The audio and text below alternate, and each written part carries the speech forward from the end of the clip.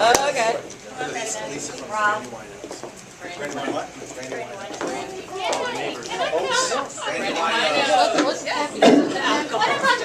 Okay. This is from the Brandywinos. Winos. Hey, Come on, Karen. you know, please be sure. I think before I say anything, I think it would be a great time to say that the Brandywinos, which Marcello and Betty live on Brandywine Street, and so we have this informal group called the Brandywinos. But each and every day we appreciate those of you who wear the badge, or are married to someone who wears the badge, or the son of or daughter of someone who wears the badge. We really appreciate you guys. What you do is special, and we're kind of on the outside looking in. So we're not here representing a professional group, but we're here just as the neighbors. So I prepared a few remarks. We think Marcello, aka Cello, March, or our personal favorite, Officer Mark, which has a nice metrosexual ring to it, avoided us in the beginning because of what I like to call the police paradox. Since he was around to protect and to serve, but when we really start banging on his door in the middle of the night asking for help or asking for him to fix our parking tickets or things like that. So I know that most of you won't believe it when I say that we all thought he was a bit of a wallflower on Brandywine Street. He was friendly, yes.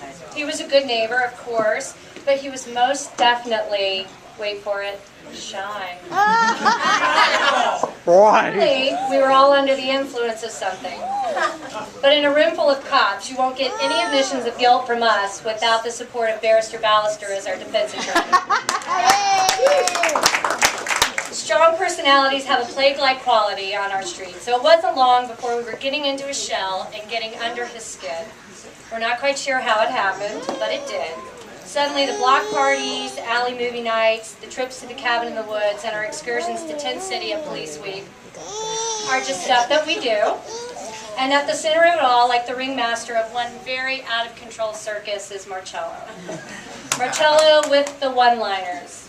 Marcello with the rice balls. And notice I said rice, not nice. Marcello with the snowblower. Marcello, everybody on the block got blown by Marcello.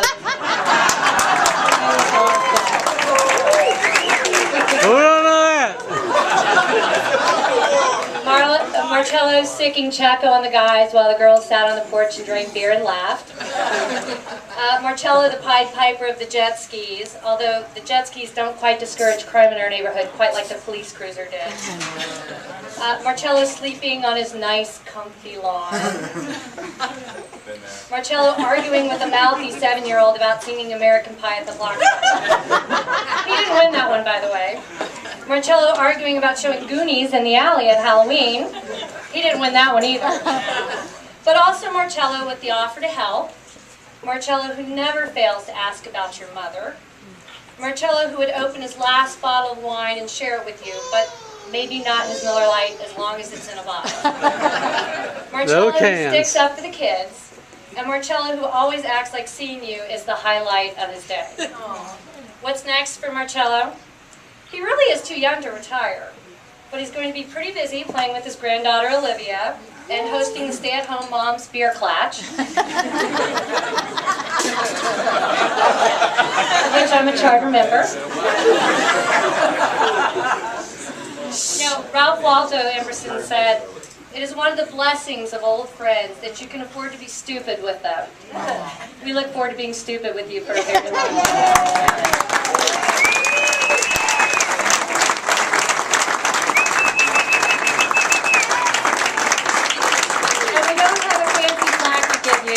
And this is kind of hard to see from a distance, but we have a really nice picture of Marcello being discussed at a presidential cabinet meeting while he's wearing a nice handkerchief hat he made for himself at German Reunification Day. And so if you get a moment, you need to come up and take a look at this. It's a really special moment.